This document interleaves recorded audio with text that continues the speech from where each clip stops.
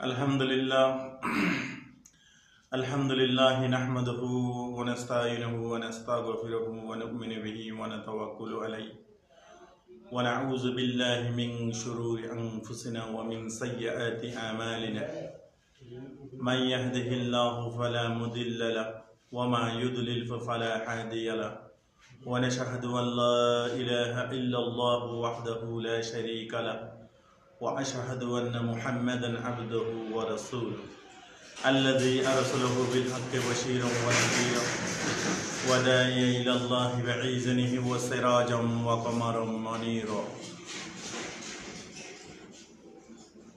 কুরআনের মধ্যে আল্লাহ রাসূল সাল্লাল্লাহু আলাইহি ওয়াসাল্লামের সম্মানকে তুলে ধরেছেন আল্লাহ তাআলা ওয়াসরাজাম মানিরা ওয়া কামারাম মানিরা। হুজুরে পাক সাল্লাল্লাহু আলাইহি ওয়াসাল্লাম মহামানব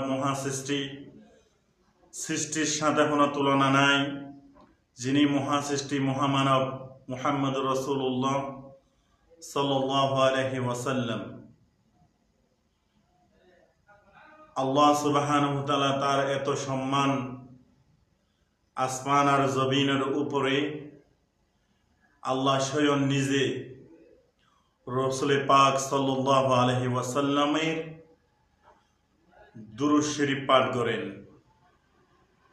ইন্নাল্লাহা ওয়া মালাইকাতুহু ইউসাল্লুনা আলান নবী ইয়া আইয়ুহাল্লাযীনা আমানু সাল্লু আলাইহি ওয়া সাল্লিমু তাসলিমা।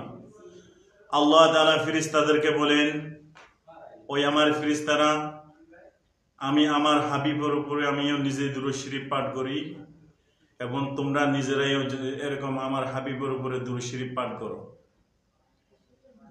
ইন্নাল্লাহা ওয়া মালাইকাতুহু ইউসাল্লুনা আলান নবী ইয়া আইয়ুহাল্লাযীনা আমানু সাল্লু আলাইহি ওয়া সাল্লিমু তাসলিমা।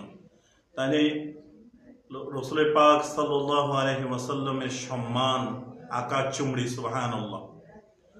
আল্লাহর হাবিবের সম্মান আকাশচুম্বী, যার সৃষ্টির মহামানব মহাসৃষ্টি, তার দেখা দাওনের পথের উপরে যদি আমরা চলি,